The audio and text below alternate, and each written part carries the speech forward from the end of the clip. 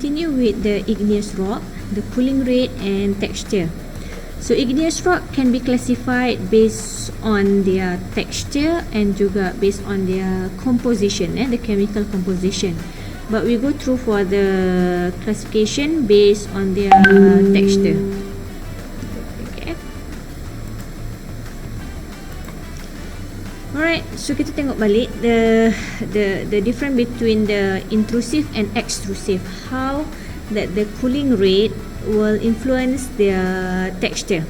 Okay, for the extrusive, we know that the extrusive igneous rock exposed to the atmosphere, maknanya dia keluar through lava and then it will cool down and then they solidify. The cooling down process and solidification process adalah lebih cepat because it exposed to the atmosphere. So due to the quick cooling process, so it will result the fine grain texture, right? As you can see here, we have the rhyolite. So rhyolite, so kita nak identify it as a fine grain, we only see one color of the rock.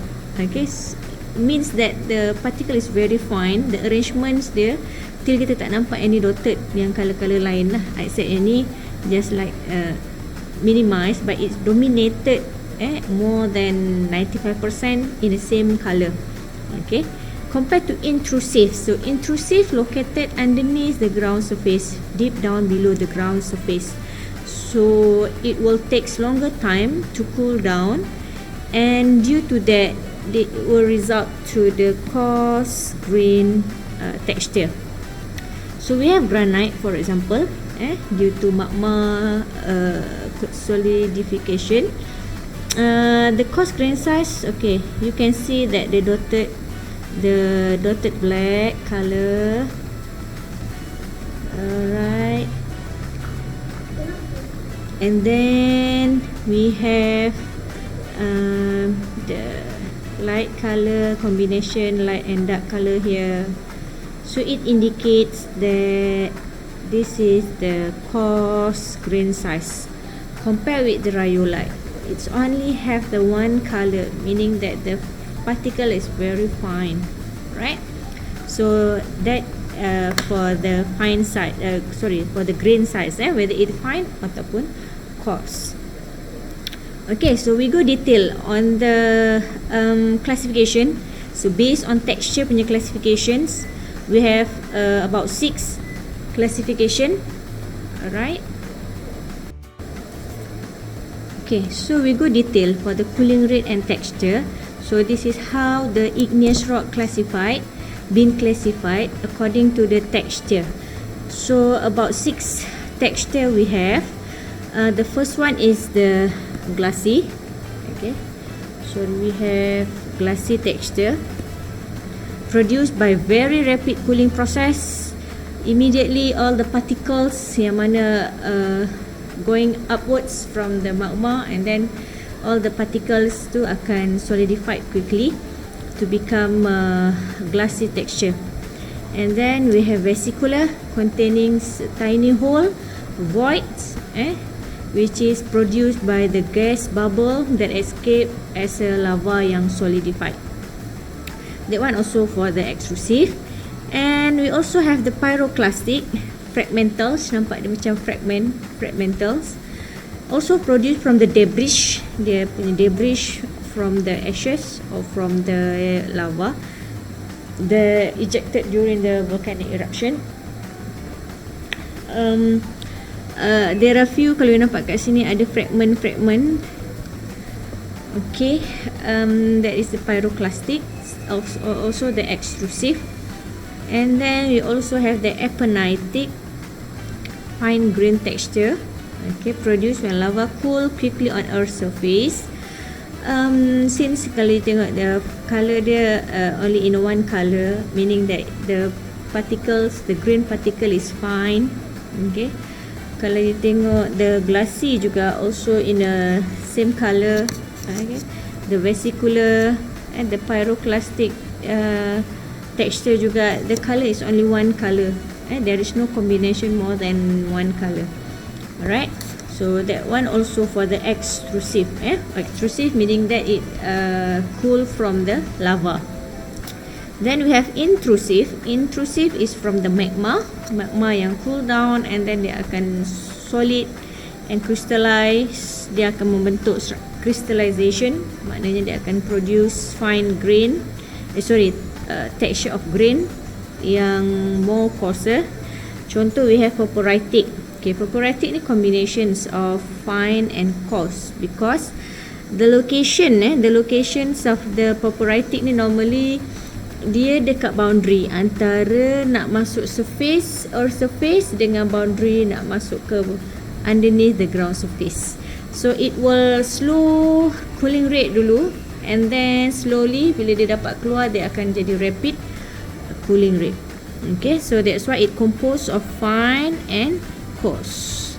Okay, nampak ada a few larger and then the rest is the same color. Yang ni yang mana same color dia ni, itu indicate yang fine.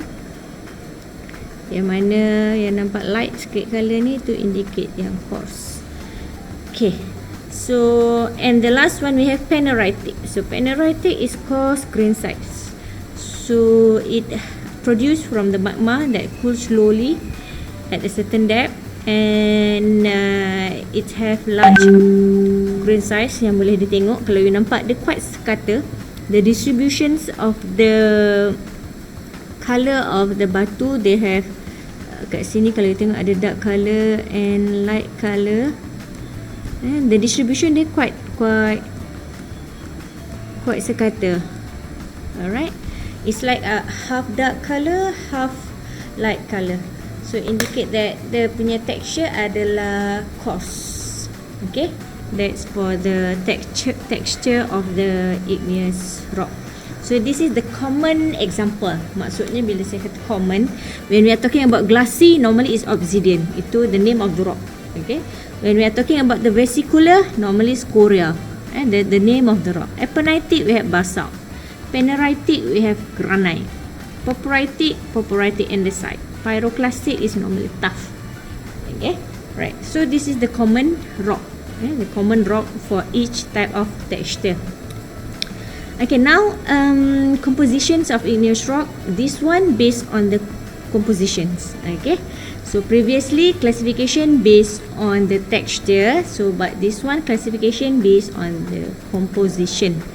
Okay, composition maksudnya dia nak tengok what kind of mineral yang ada dalam certain batu tadi. Okay, so the composition is based on the felsic, intermediate, mafic and ultramafic. If you can recall balik dalam chapter mineral, we have for the silicate mineral ada group yang ferromagnesium and non-ferromagnesium. So any group yang mana non-ferromagnesium, itulah dia felsic tadi. So igneous rock dalam group felsic. Mana yang banyak ferromagnesium, mineral yang kita belajar pasal ferromagnesium, itulah that kind of mineral yang ada dalam group mafic igneous rock. Ultramafic maknanya lebih banyak lagi dia punya ferromagnesium. Alright, okay. Paling senang nak identify is based on dia punya color of the rock. The higher the percentage of dark mineral, maksudnya batu tu akan jadi lebih gelap, more darker of the igneous rock. Okay, so kalau you tengok from felsic to ultramafic, felsic meaning that the color of the rocks is light color, color yang terang-terang, yang ringan, bukan gelap. So maknanya percentage of the mineral yang banyak dalam tu obviously adalah non-ferromagnesium silicate. So about 75% plus minus ada non-ferromagnesium silicate. Another 25 adalah mineral yang color dia gelap-gelap, yang dark color of mineral. So to identify based on the color of the rock, yang mana light color of rock. For example, we have granite and rhyolite. Okay. And for the intermediate, okay, intermediate ni dia campuran, combinations. There are some amount of non-ferromagnesium mineral and ada yang ferromagnesium mineral. Maknanya ada mineral light color, ada mineral dark color. So the batu pun akan produce batu yang ada combination dua color. Ada light color, ada dark color. Because the percentage is about same antara yang ferromagnesium dengan non-ferromagnesium silicate. Okay, so the color is light plus semi-dark. Dia ada combination tadi. For example, we have diorite and andesite.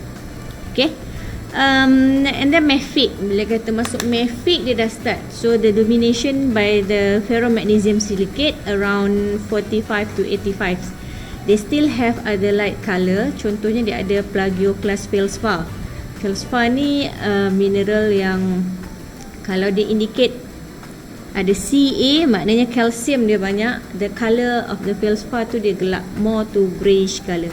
Compare dengan feldspar yang Na ni sodium. Bila dia ada banyak Na element, feldspar yang banyak Na element, the color of batu is more light color. Okay, so for example, for the mafic, we have gabbro and basalt. And last kali, ultramafic, totally by the ferromagnesium silicate mineral. So maknanya dark color of mineral. So that's why the batu also dark in color, sebab mineral yang ada dalamnya mineral yang dark color. So the batu will dark color also. So last kali kalau you tengok dekat bawah ni, alright, rock color based on percentage of dark mineral. So that's why daripada felsic kat sini, boundary felsic, that the dark color of mineral is only up to 25%, whether to 0 to 25%. Ada mineral yang, ada batu yang warna dia light saja, there is no dark color. And then makin dia nak pergi ke ultramafic, you can see that the percentage of dark mineral akan bertambah. What color of mineral, itulah yang akan contribute pada what color of the rock tu sendiri nanti.